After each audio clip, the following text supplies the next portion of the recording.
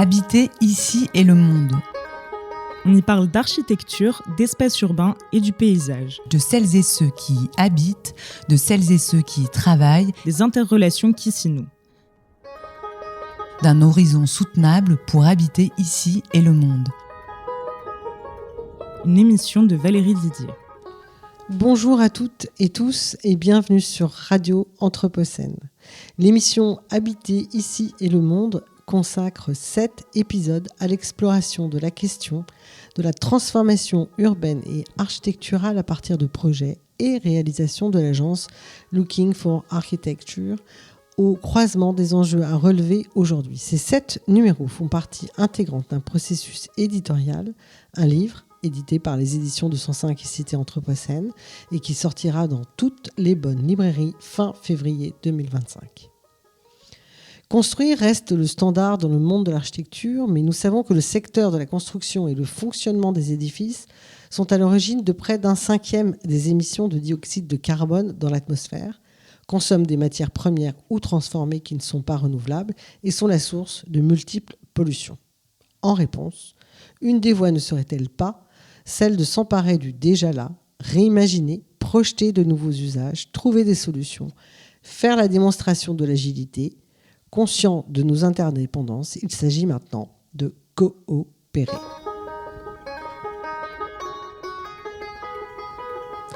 Cet épisode accompagné est consacré au rôle joué par des acteurs privés dans la transformation de sites et plus loin, dans leur capacité à concourir, à accompagner, voire à anticiper l'évolution et la diversification des pratiques urbaines.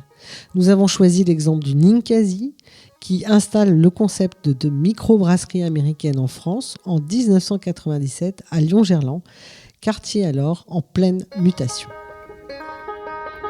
Habiter ici et le monde. Une émission de Valérie Didier.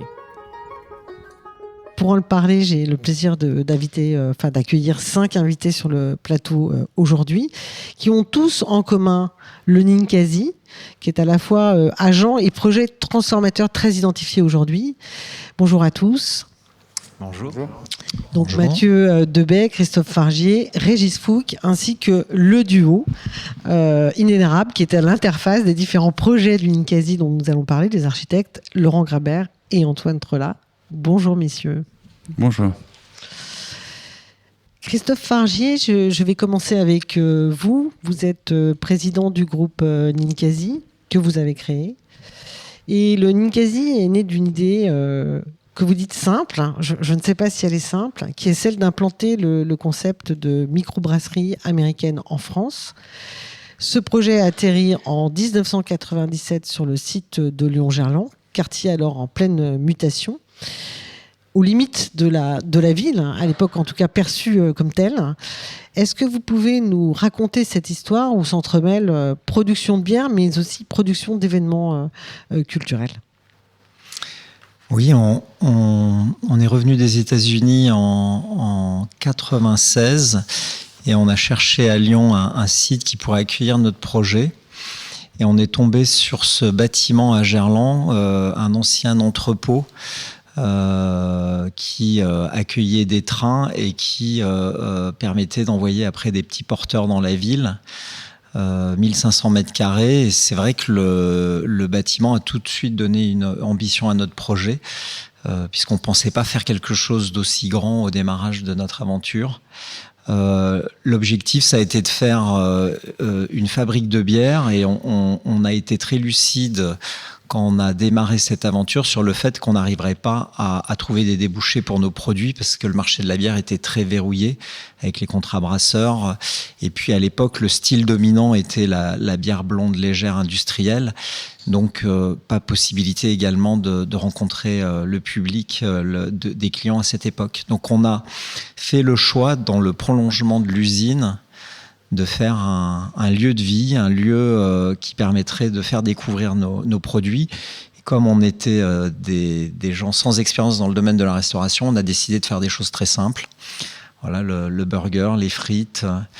Et on a fait le choix aussi de faire une place très importante à la musique, parce qu'on voulait faire de ce lieu un lieu de brassage, dans la continuité de la brasserie, et on a considéré que de s'ouvrir à la musique actuelle avec une programmation très éclectique nous permettrait de faire venir des gens très différents et de créer un lieu de vie qui permettrait aux gens de découvrir notre projet. Et puis, au-delà d'être un fabricant de bière, on est très attaché à cette idée de créer du lien, d'aider à faire société. Alors à l'époque, c'était moins évident qu'aujourd'hui, mais cette dimension du vivre ensemble était déjà quelque chose qui nous a animés dans le projet à son origine. Et en complément, combien de temps votre public en fait potentiel vous a identifié justement ça a été long, ça a marché rapidement? Non, ça n'a pas marché rapidement. On a eu une première année extrêmement difficile. On a ouvert en septembre 97. On aurait pu, si on n'avait pas eu la chance d'avoir la Coupe du Monde en 98, disparaître. La Coupe du Monde a amené un flot de spectateurs sur le site qui a permis d'élargir la clientèle, mais on était vraiment en très grande difficulté lors de la première année. On avait des partis pris qui étaient très forts.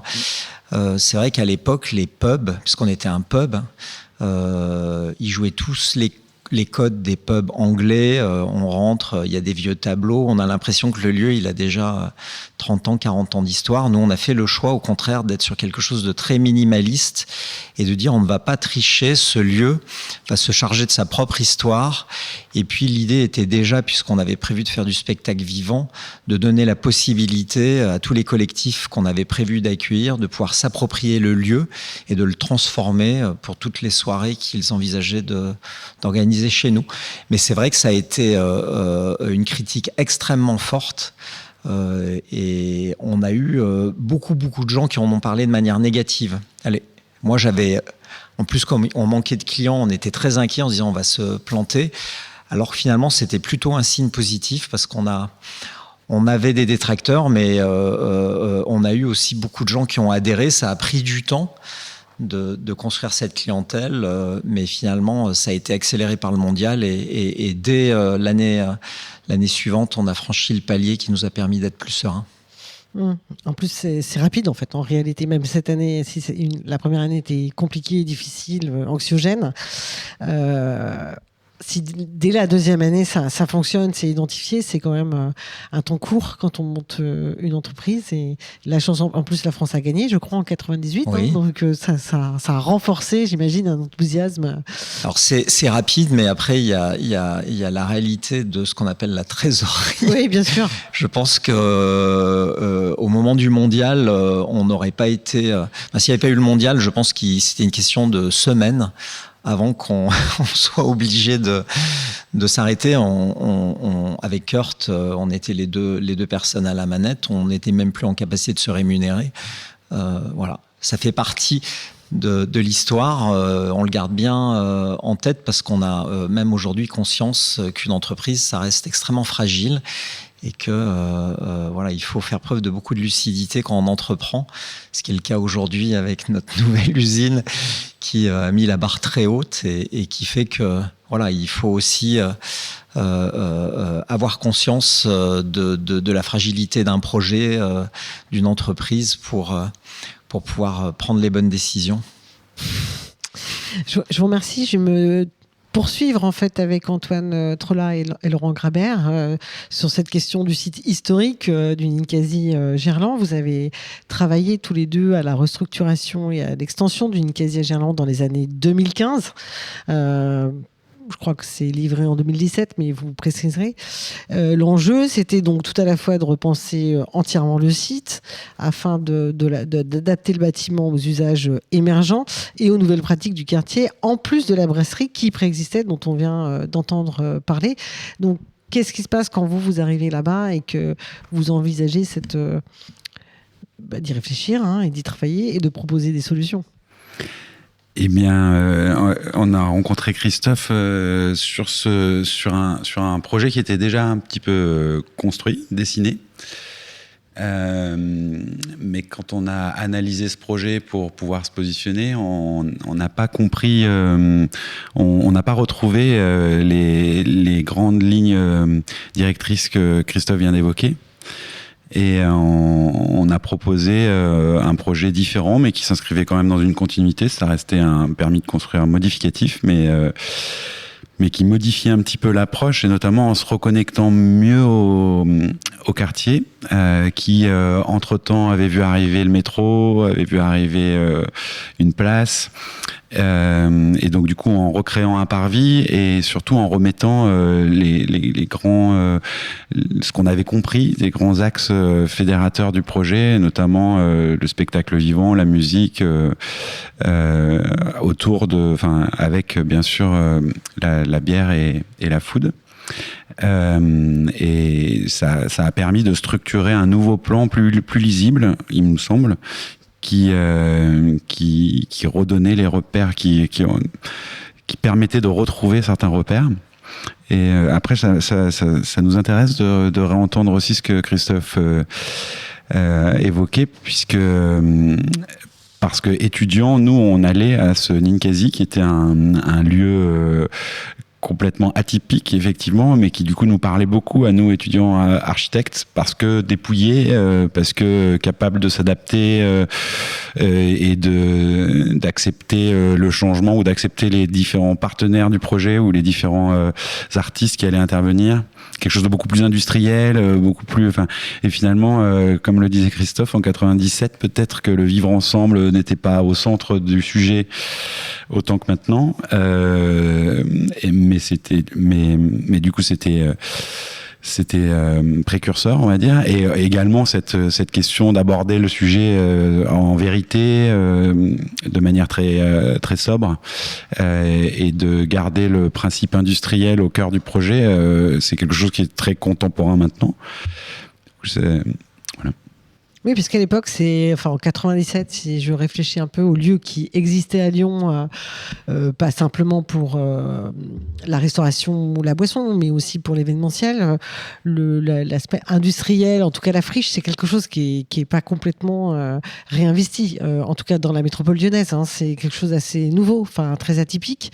Et encore une fois, cette idée de franchissement des limites de la ville, en tout cas telles qu'elles sont perçues, les voûtes, par exemple à Perrache pour aller de l'autre côté des voûtes, ou à Gerland de l'autre côté des rails, etc.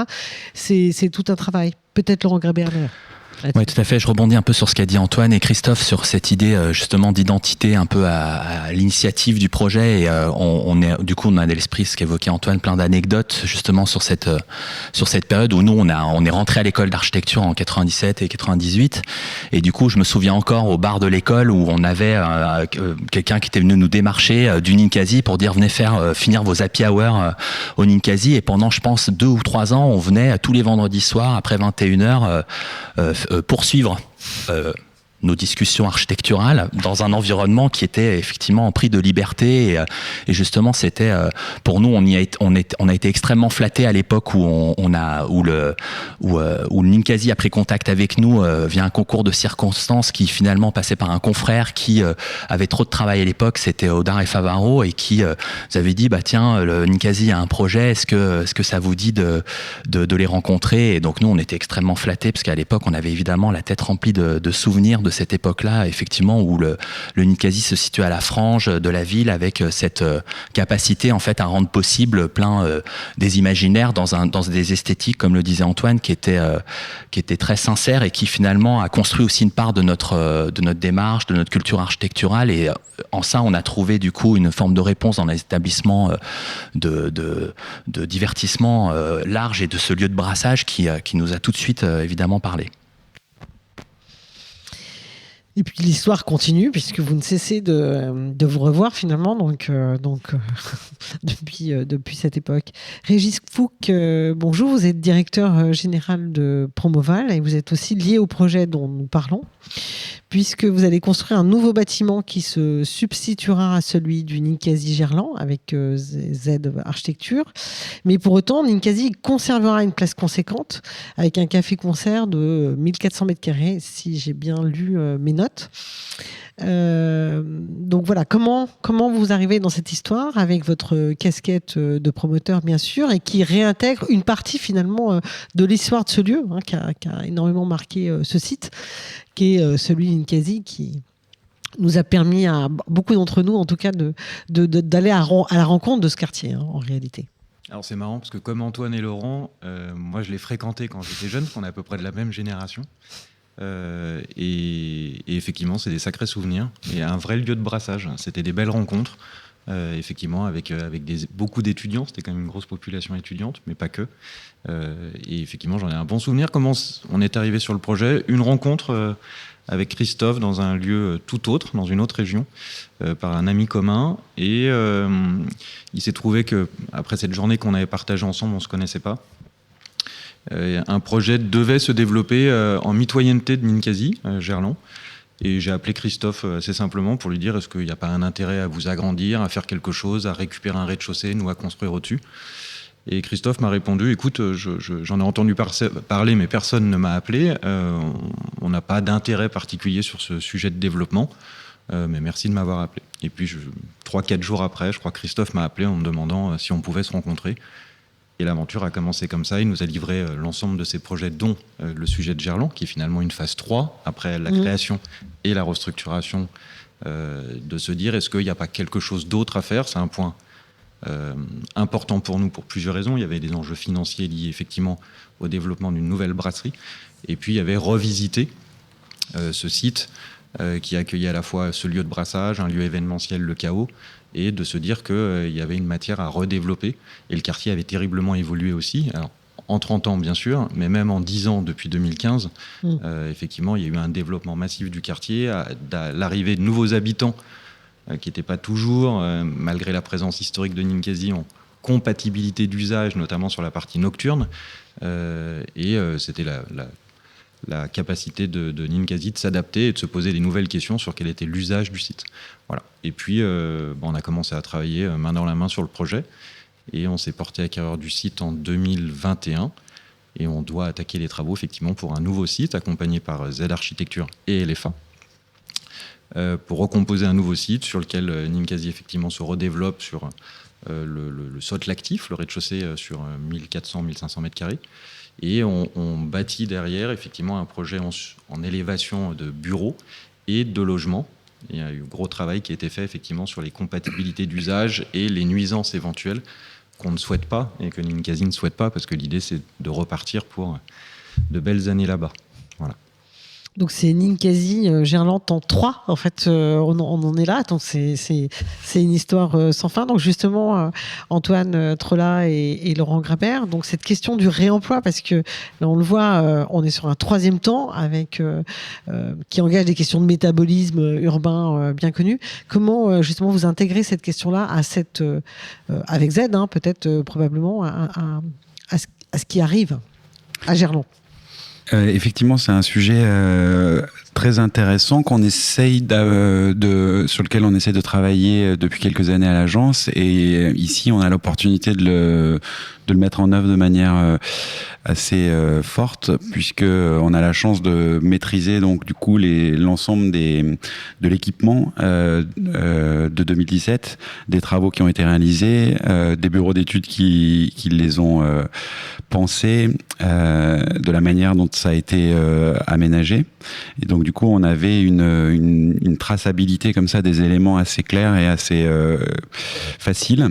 Avec un programme finalement qui n'était pas très différent, qui nous permettait d'imaginer, de pouvoir proposer à Ninkasi et Promoval de s'inscrire dans cette démarche de réemploi qui reste un petit peu expérimentale et complexe à mettre en œuvre.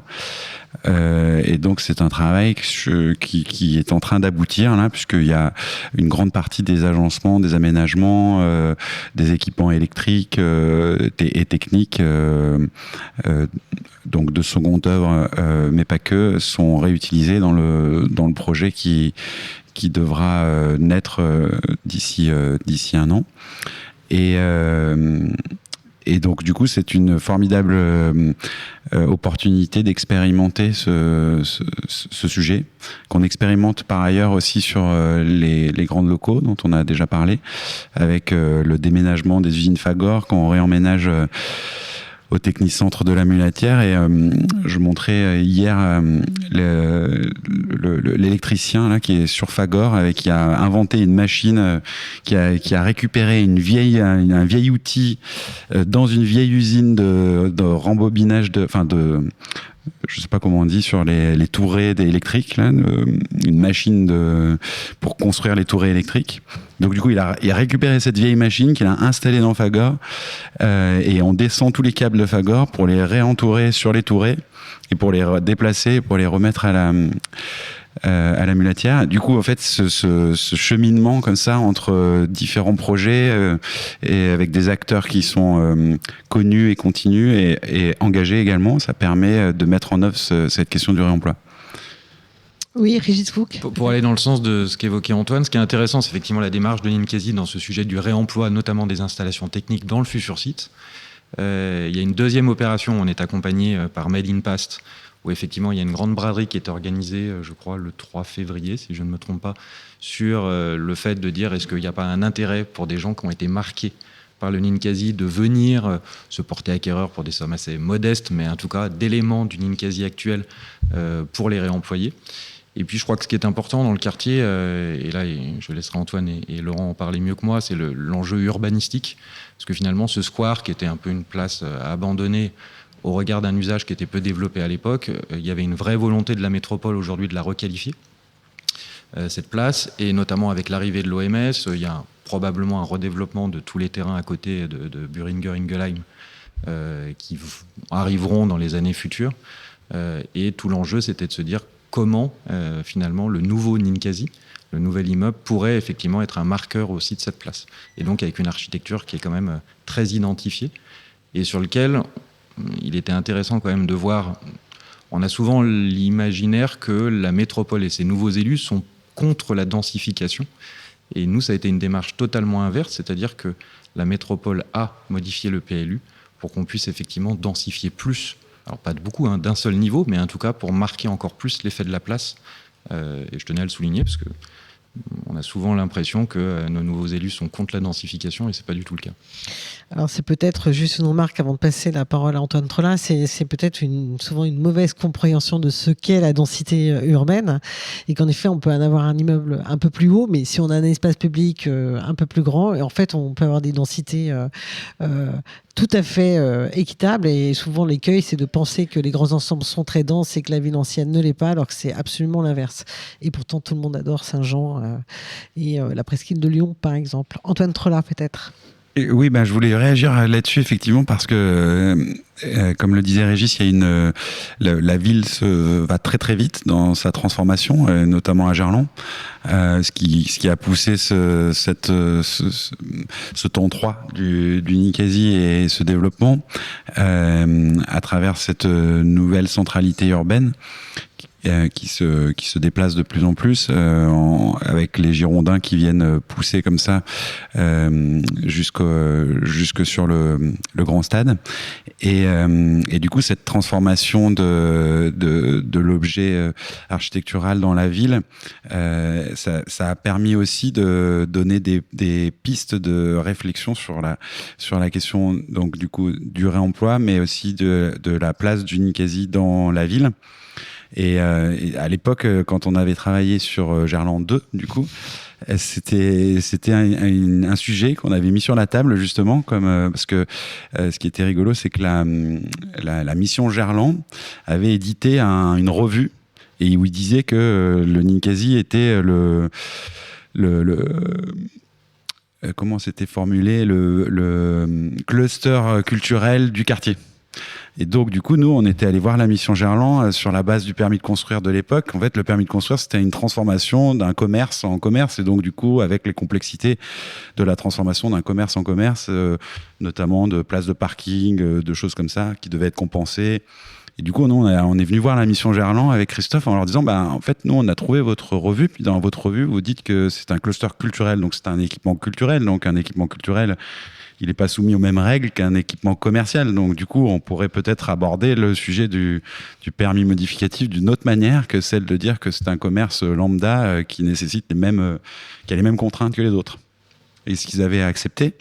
Et du coup, aujourd'hui, c'est toujours un peu le cas, puisque dans la construction de cette densité, c'était aussi de dire, mais nous, on a besoin de conserver un établissement comme celui-ci, qui crée tout ce, enfin, qui a cette vocation à brasser les univers, le spectacle vivant et tout ça. Et donc, du coup, nous, on est d'accord de densifier si on garde aussi les origines et la nature du lieu, quoi. Faut être malin. Peut-être Christophe Fingier. Oui, moi je rappellerai en fait un des éléments qui nous amène à décider de reconfigurer le lieu, c'est qu'on se rend compte effectivement de l'évolution du quartier et notamment on découvre que le bâtiment qui est notre voisin immédiat sera demain transformé en une tour d'habitation de 50 mètres. Donc on va avoir là une proximité d'habitants qui va être extrêmement forte et on l'a vu au fil des années sur toutes nos demandes d'autorisation d'utilisation du domaine public, parce qu'on s'est autorisé pendant de nombreuses années à utiliser le square Galtier, ça devenait de moins en moins possible parce qu'effectivement quand le vent est mal orienté, le son remonte, et comme les habitants se sont rapprochés, voilà, donc on a eu cette envie de dire toute la dimension événementielle, il faut qu'on trouve un autre espace pour la réaliser. On va revenir à ce qu'était le Ninkasi à son origine, un gros café-concert, et c'est aussi à ce moment-là qu'on s'est dit que la Solé pourrait être un très bel endroit pour faire vivre cette dimension événementielle et pourquoi pas la faire vivre en n'étant pas tout seul et en embarquant avec nous une partie de notre écosystème. Voilà, et donc c'est... Écoutez, votre transition est parfaite parce que j'allais passer sur d'autres territoires là, juste à l'instant. Donc on l'a vu, hein, toute la question de la transformation nourrit toute l'histoire du Ninkasi, et donc on a parlé de la transformation du site historique de Gerland, mais aussi donc de cette transformation vers deux nouveaux projets que nous allons maintenant aborder. Donc une usine de brassage à Tarare ouverte en 2023 si je ne me trompe pas, et le projet à La Solette, donc à Oulin, qui est un projet là aussi très plastique, très nouveau, hein. Enfin, c'est encore une transformation différente de vos activités, qui est à la fois votre futur siège, mais aussi un tiers-lieu culturel ouvert à un écosystème, donc à d'autres acteurs, à pluri-acteurs, dont le Ninkasi, mais pas que. Est-ce que vous pouvez nous parler de cette réorientation, justement, Christophe Fargier, entre l'usine à Tarare et en même temps ce projet à La Solette? En fait, l'usine a quitté Lyon en 2012. On est allé s'installer à Tarare en 2012. On a effectivement eu un grand volume vide jusqu'en 2015, date à laquelle on a procédé donc au démarrage des chantiers pour transformer Gerland 1 en Gerland 2. Dans le programme, il y avait ce besoin de se réapproprier l'espace de la fabrique de bière. Cette nouvelle usine, on l'a malheureusement, ou peut-être que c'est une bonne chose, saturée en 2022. On est dans un site ancienne teinturie de la Turdine avec une impossibilité de pouvoir s'agrandir. On avait essayé de demander la possibilité de mettre des cuves à l'extérieur, mais comme c'est un bâtiment classé, ça n'était pas possible. Donc il a fallu se résoudre à trouver un terrain dans la commune de Tarare. On souhaitait rester à Tarare à cause de la qualité de l'eau, qui est une eau extrêmement douce. C'est pour ça qu'il y avait autant de teinturies dans cette vallée.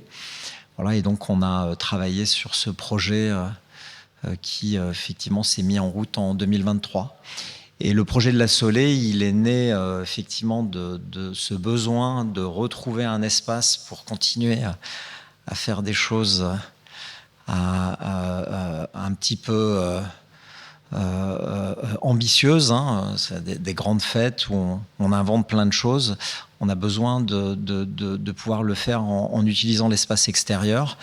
Donc la Solée s'y prête, et il y a eu pendant la crise Covid une prise de conscience que finalement ça n'avait aucun sens à faire à la Solée un nouveau Ninkasi, comme vous l'avez dit, le siège du Ninkasi, que dans ce moment de grande difficulté, on sentait beaucoup de structures de notre écosystème en péril, menacées de disparaître, et on s'est dit que ça avait beaucoup plus de sens de créer un lieu, un tiers-lieu qui permettrait d'embarquer cet écosystème et finalement d'aller dans l'illustration d'un concept qui m'intéresse beaucoup, c'est l'économie du partage.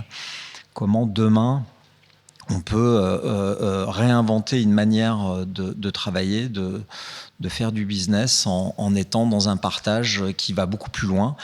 Bien évidemment d'un actif, mais on peut imaginer aussi partager nos collaborateurs, nos clients, nos idées et encore beaucoup de choses. Donc c'est devenu une évidence qu'il fallait un petit peu s'effacer. Et c'est pour ça que ce tiers-lieu, c'est pas Ninkasi, et qu'on a même fait le choix de ne plus être à la manœuvre, de laisser une autre structure prendre le lead, pour être totalement aligné avec cette volonté de faire un lieu capable. Ça, c'est un mot qui vient de LFA, qui pourra se transformer au fil du temps. C'est-à-dire qu'on en pense les usages pour sa phase de démarrage, mais on sait qu'il se transformera et que les usages de demain, il faut qu'ils puissent rester possibles. Alors justement, pour réfléchir à tout ça, je me tourne vers Mathieu Debay. Bonjour, vous êtes fondateur et directeur artistique de Tétro, et vous avez accompagné le projet de la Solée justement pour aider à stabiliser une programmation et une image aussi pour ce futur projet qui se projette en un lieu de diffusion et de création en capacité aussi, donc je reviens avec ce mot capacité, de relier culture et gastronomie. Est-ce que vous pouvez nous en parler ? En fait, je vais déjà vous parler de la démarche dans l'ADN de Ninkasi et de Christophe, fondamentalement. Je crois qu'il a souligné le mot partage, et ça fait partie des valeurs incroyables de cette entreprise. C'est pas réfléchir tout seul, c'est d'ouvrir en fait les chakras, de se mettre en danger. Le mot entrepreneur, je l'ai souligné 3 fois parce qu'il est... ça fait la prise de risque de l'entrepreneur, elle est perpétuelle. Elle ne s'arrête jamais. Et Ninkasi, porté par Christophe, c'est une expression de l'entrepreneuriat qui est dans toute sa splendeur. C'est se remettre en danger tout le temps, se challenger avec un rapport d'innovation, avec un rapport à la food culture, avec un rapport à la créativité, à la culture. Donc c'est tout le temps, en tout cas, se remettre sur le feu. Nous, on s'est rencontrés grâce à LFA, donc c'est une mise en connexion. Et c'est vrai que cet écosystème très lyonnais, en tout cas, il est remarquable, et il est nourri par une volonté de l'entrepreneur. C'est de se dire, je vais pas réfléchir seul, je vais réfléchir à plusieurs, et on va se mettre sur le feu pour se remettre en perspective. Et ça, Christophe, il a un rapport au management qui est incroyable. Enfin, nous, on l'a vécu, on l'a vu. C'est de se dire, je remets mon projet d'entreprise sur la table pour projeter un projet demain physique et architectural. Et ça, c'est pas fréquent en fait. C'est quelque chose qui est rare. C'est quelque chose qui est porté par une personne. Et c'est quelque chose qui devient une réalité demain. Je crois que la Solée, ça va arriver. Donc, on a vécu une aventure ensemble chez nous, chez Tétro. On a vécu 2 jours de créativité incroyable, très rare, parce que c'est pas toujours donné. Ça dépend de la vision du patron, ça dépend de la vision de l'entreprise. Ces 2 jours-là, ils ont permis de donner racine à un projet qui va arriver, de libérer toutes les perspectives, de rendre possible les utopies. et j'aime beaucoup ce mot, c'est donner corps à une vision qui paraît folle pour la rendre possible demain. Et c'est vrai que je pense que le projet de la Soleil sera pas un tiers-lieu classique. Et le mot tiers-lieu ne veut rien dire. On en fait ce qu'on veut. C'est quel scénario on imagine et quelle alchimie, en fait, on crée à plusieurs. Et je trouve que ce point de démarrage, en tout cas, en sortie de crise, on était encore tous masqués. Et j'ai revu des photos récemment. Il a donné le ton, en tout cas, de ce bal qui arrive et qui va donner le là de cette nouvelle ère du Ninkasi. En tout cas, j'en suis persuadé parce que la méthode prise, enfin, on a contribué de manière minime. En tout cas, je dis souvent qu'on est des sages-femmes. On aide à faire naître. On aide à faire naître la folie créative ou l'utopie de demain. Et je pense que tout ça naît d'un partage d'intelligence, d'un partage de vision. Et c'est le quotidien de Christophe. Et je trouve ça encore aujourd'hui extraordinaire. Et je pense que le projet qui va arriver sera l'expression de tout ça. En tout cas, nous, ce qu'on peut souhaiter, c'est que cette utopie devienne une utopie réalisée. Dans le monde de l'architecture, c'est quelque chose qu'on affectionne. Alors justement, pour compléter, je vais me tourner vers vous, Antoine Trolla et Laurent Grabert, puisque vous êtes, après Gerland, aussi au cœur des projets Ninkasi, l'usine à Tarare et aussi ce projet La Soleil. Entre construire une usine de brassage de 7000 m² à Tarare et concourir à l'émergence d'un tiers-lieu, peut-être ce n'est pas le bon terme, à La Soleil, qui sera 4 fois plus grand que Gerland, si j'ai cru comprendre, sur environ 8000 m², est-ce que tout cela procède de 2 manières de faire acte d'architecture ?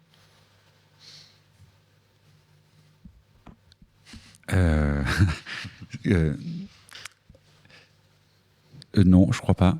Parce qu'en fait, nous, on a construit une usine. Mathieu disait à l'instant qu'il y avait cette capacité d'entreprendre. Du coup, j'entends aussi, de prendre des risques, mais aussi de faire confiance. Du coup, en fait, d'habitude, on vient chercher un architecte pour faire une usine, un architecte qui aura déjà fait des usines. Nous, Christophe, il nous dit, il faudrait que vous me fassiez mon usine, mais nous, on n'avait pas fait d'usine. Donc nous, on dit, oui, mais bien sûr. Comme on est masqué, ça permet de masquer un certain nombre de mimiques sur le visage. Mais du coup, l'idée, c'est effectivement, l'architecte, c'est sa capacité à comprendre la question qui est posée et pour pouvoir dessiner un projet en cohérence avec l'ensemble des complexités et des acteurs qui le forment. Que ce soit une usine ou que ce soit un grand tiers-lieu ou un grand lieu événementiel ou un petit lieu événementiel. Nous, on aime bien à l'agence faire le grand écart entre des tout petits lieux et des grands lieux, puisque c'est même demandé par nos collaborateurs de pouvoir expérimenter plusieurs formes d'échelle. Et du coup, finalement, c'est que mettre en équipe, c'est que organiser une équipe et essayer de comprendre au mieux la demande ou l'attente pour l'usine à Tarare. L'attente, c'était de rester à côté de la turbine. Du coup, il faut faire avec les complexités du reste pour pouvoir rester en proximité de la rivière et de la qualité de l'eau qui en est issue. Et donc, du coup, peut-être accompagner, remettre en question certaines formes de programmes. Donc, ce qu'on a pu faire avec Tétro sur l'accompagnement de la Soleil, c'était justement de questionner cette idée de programme. Et nous, on emprunte à Bouchain une idée selon laquelle l'architecte doit être acteur du programme auquel il est censé répondre. Parce que du coup, en s'impliquant dans le programme, on est forcément plus intelligent dans la réponse architecturale voilà, et en question ce programme. Donc typiquement l'usine, on a pu re-questionner compte tenu des problématiques de surface, notamment le stockage qui était nécessaire, qui était demandé dans les éléments de programme au départ, en disant est-ce que c'est pas une partie du programme qu'on pourrait supprimer, est-ce que c'est pas ce qui fait la plus-value de l'usine n'est pas tant lié au stockage. Et comme il faut réduire le projet pour s'adapter au contexte, peut-être qu'on peut revoir cette idée de programme. Et du coup, accompagné par EDIS sur ce projet, parce que parce qu'avec beaucoup de confiance, pas complètement fou non plus, EDIS était mandataire là-dedans, ce qui était une bonne chose puisque ça permettait de mettre un bureau d'études expérimenté aux manettes et à la direction de ce projet. Mais du coup, ce que je me rappelle d'échanges un peu étranges avec EDIS où finalement ils avaient eux, dans une démarche très rationnelle de bureau d'études, ils répondaient à la question qui était posée. Donc, en fait, ils disaient ce terrain, ça fonctionne pas. Alors que la réponse de l'architecte était de dire ce terrain fonctionne si on change ce paramètre. Et du coup, EDIS était toujours très fébrile à venir voir son maître d'ouvrage en lui disant la question n'est peut-être pas la bonne.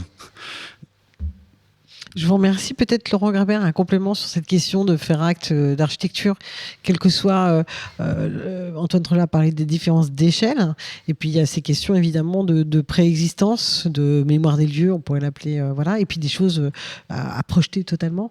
Je voudrais avoir votre avis sur ce sujet. Ouais, évidemment, j'emprunte la même direction qu'Antoine sur cette réponse, qu'en fait, il n'y a pas deux méthodes différentes par rapport à ça, parce qu'on l'a bien compris au travers de l'intervention de Mathieu et puis des échanges préalables à cette question-là, qu'il y avait cette idée un petit peu d'écosystème et puis aussi de vision et de système de valeurs qui était très, très fort dans le projet qu'a développé Christophe et qu'a initié Christophe.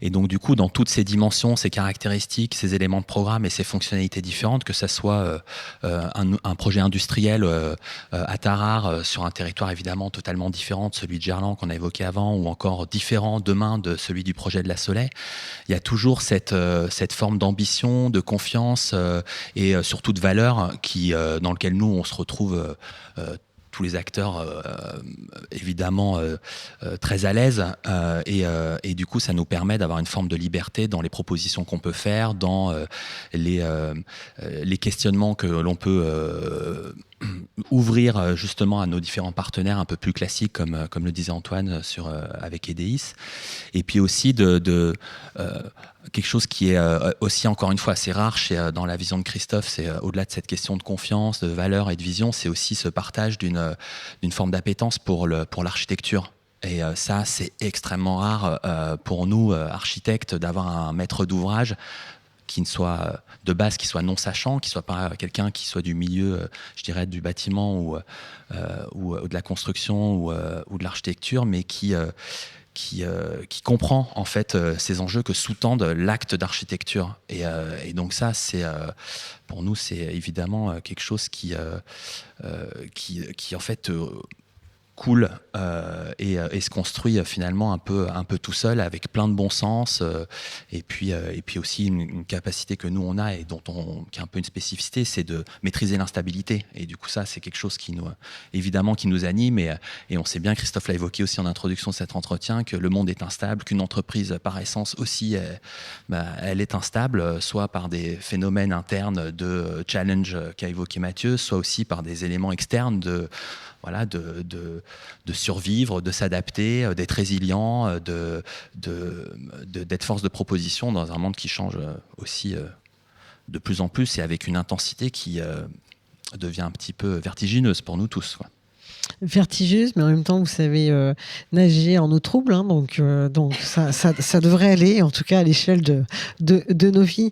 Je vais rester à Tarare. Régis Fouque, donc vous êtes également le promoteur de l'usine à Tarare dont nous venons de parler. Donc, on a vu que depuis 2012, Christophe Fargier le rappelait, la production avait été délocalisée à Tarare. Parce que cette eau incroyable, quoi, enfin particulièrement qualitative, hein. La fabrique était saturée, elle devait s'agrandir, donc voilà, l'entrepreneur se projette.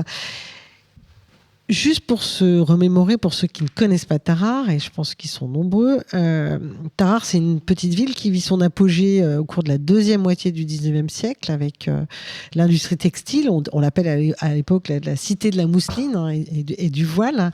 Et elle est, en gros, elle atteint 15 000 habitants. Depuis les années 70, comme partout ailleurs, l'industrie textile est massivement délocalisée, donc elle ne vit pas des heures très simples. Et d'une certaine manière, ou d'une manière certaine, je n'en sais rien, Ninkasi et d'autres, peut-être Gerflor, j'en sais rien,